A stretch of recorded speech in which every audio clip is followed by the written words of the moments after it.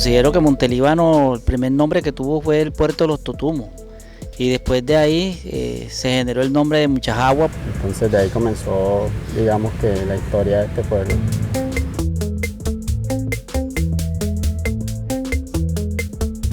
Muchas Aguas, el arroyo de los encantos perdidos.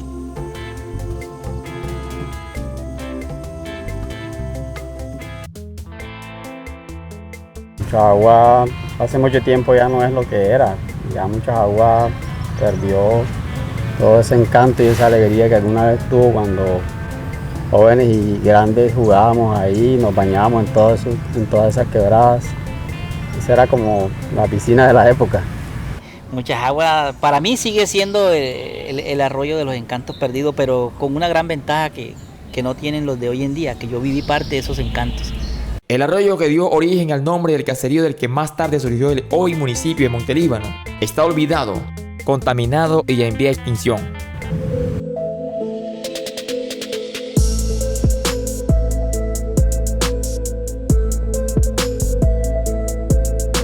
La gente tiene por costumbre quemar basuras, talar árboles. Entonces, ¿esto qué hace? Que las fuentes hídricas también comiencen a secarse. Sí, Muchas Aguas prácticamente está olvidada, pero está olvidada por una razón. No tiene ningún atractivo ecológico ni le dan ganancia a nadie. Era el año de 1907, cuando llegaron los primeros pobladores a este bello terruño. En ese entonces se podía observar cualquier especie, sobre todo la mojarrita, la agujeta que veía uno, blanquillo, bocachico, vizcaínas, sardinas, arenca, barbudos. Ahí en la quebrada Muchas Aguas se encontraban mojarras, se encontraba el famoso pescado que llaman viejito.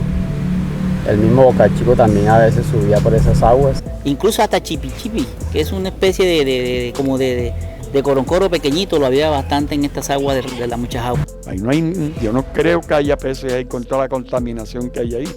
Es una barbaridad la contaminación que hay ahí. Se están acabando acá en el río, ahora en la quebrada. En su alrededor la amplia y espesa vegetación. Sus aguas corrían bajo la sombra de árboles centenarios. El murmullo de sus corrientes era amenizado por el canto de aves silvestres. Su profundidad alcanzaba entre 1 y 2 metros. Estas aguas hace mucho tiempo eran cristalinas, eran aguas oscuras porque recordemos que se alimentaba mucho del follaje hidrobiológico de las hojas en estado de descomposición y la formaba como una especie de un color caramelo, por decirlo así, pero eran limpias. Muchas Aguas nace de varias corrientes, provenientes de las fincas El Marcador, Campamento, hoy Parcelas, Santa Lucía y Cataluña. Penetra en el casco urbano por el barrio Villa Clemen. Continúa su recorrido hasta desembocar en el imponente río San Jorge. Desde la fundación de las primeras 8 casas que dio origen al municipio, este arroyo ha estado presente en su historia. Dio origen al primer nombre de la población, Muchas Aguas. Se fundaron 8 casas, ya por nombre Muchas Aguas inicialmente.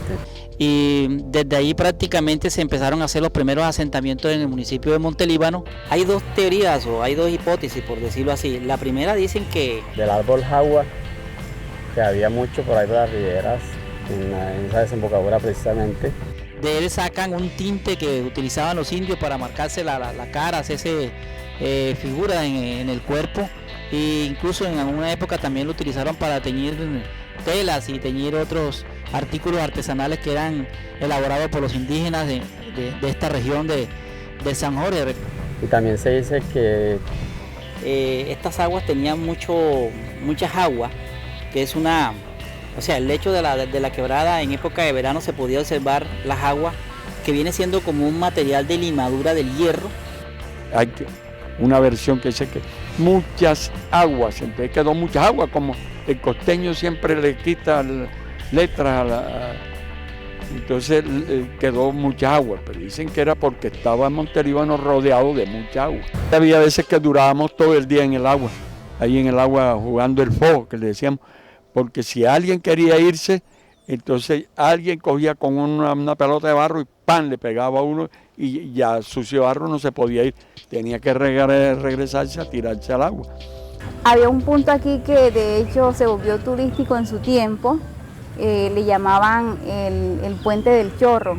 Allí pues llegaba mucha gente de Medellín, de otras partes que venían a visitar acá y siempre nos íbamos a ir para ese punto. Allí todo el mundo iba a bañarse, pero es lamentable pues ver cómo se ha destruido esa partecita, ya eso no existe, solamente queda el nombre. Ahí nos dábamos unos baños espectaculares, ahí se jugaba muy sanamente en esa época. Recuerdo prácticamente una vez que estaba bañándome aquí a la orilla de la Muchajagua y desafortunadamente tenía como 5 o 6 años, alguien se me llevó la ropa, pero bueno, ahí tocó irme desnudos hasta mi casa, que eran como 1, 2, 3 cuadras, pero igual era un niño de 6, 7 años y en ese entonces pues a pesar de la pena y la vergüenza pues era costumbre también en esa época a los niños bañarse desnudos, no había tanta maldad. Con cada aguacero torrencial que caía, su cauce aumentaba, formando un pequeño oleaje atractivo para decenas de jóvenes y adolescentes que llegaban en bandadas como garzas, a escondidas de sus padres o porque los devolvían de sus clases. Allí se zambullían, practicaban acrobacia y toda clase de piruetas. Por esto era común ver a algunos de sus progenitores con azote en mano buscando a sus hijos. Algo parecido y aún más apoteósico era el hachí. Allí también llegaban caravanas de muchachos a darse un chapuzón después de un partido de fútbol en la famosa campiña. También llegaban escapados de sus clases o solo para pasar un rato de entretenimiento. En los tiempos en los que no abundaban celulares ni la internet, por lo que las frescas aguas de aquellos balnearios se convertían en pasatiempo favorito. Al colegio a veces lo dejábamos solo, porque profesor, permiso un momentico, y nos íbamos para la Muchajagua. Profesor, permiso, y cuando nos veíamos todos allá en la Muchajagua y el profesor solo.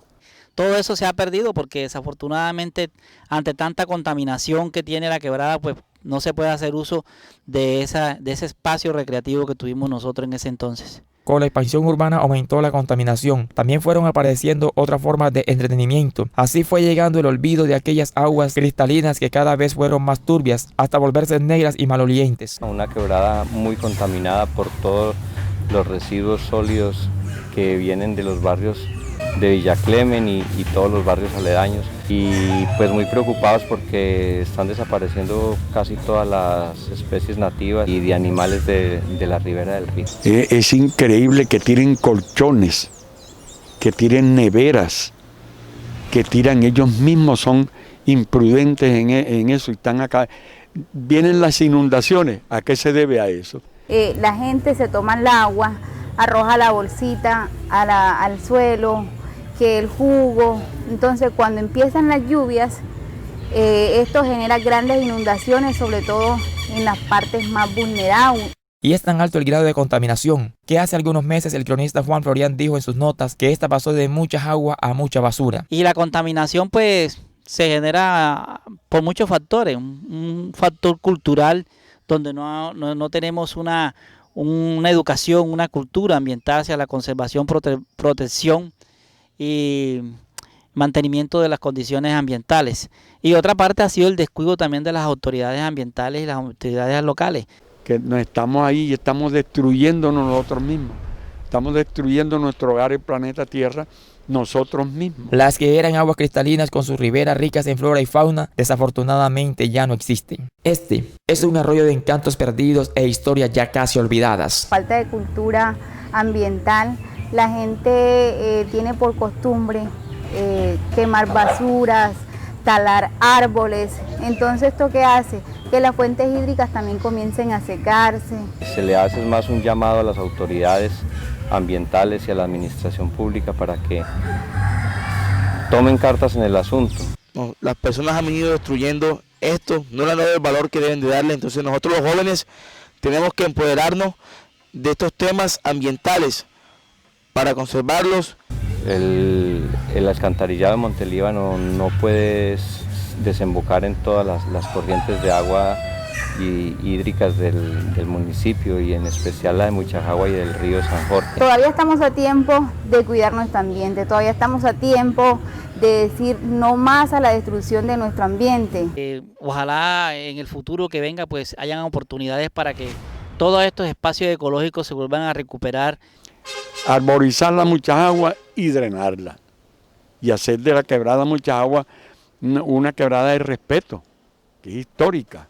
Si te tomas una bolsa de agua, no la arrojes al piso, los refrescos, todo eso puedes llevártelo a tu casa o simplemente encuentras un dispensador por la calle. Se necesita y es de suma importancia que no solamente esas autoridades y la administración trabajen duro en la planta de tratamiento de aguas residuales y lagunas de oxidación, donde se puedan ya ingresar las aguas al río, pero en otro estado, no en el estado en que salen de cada uno de los sanitarios de las casas. Y se le dé una dinámica, una sinergia y que nos permita a nosotros de pronto seguir disfrutando de estos recursos naturales que los necesitamos por sus bienes y servicios que nos prestan a todos los habitantes de Montelíbano. Salvemos a mucha agua, la que hoy agoniza entre el olvido y la negligencia, ya que poco hacemos para detenerlo. Que los habitantes de sus laderas no permitan el arrojo de basuras y toda clase de desechos a sus aguas. El problema se puede solucionar si las autoridades y la administración pública toman cartas en el asunto. No más indiferencia. Ella, como los demás humedales y fuentes hídricas, son vida, no los matemos.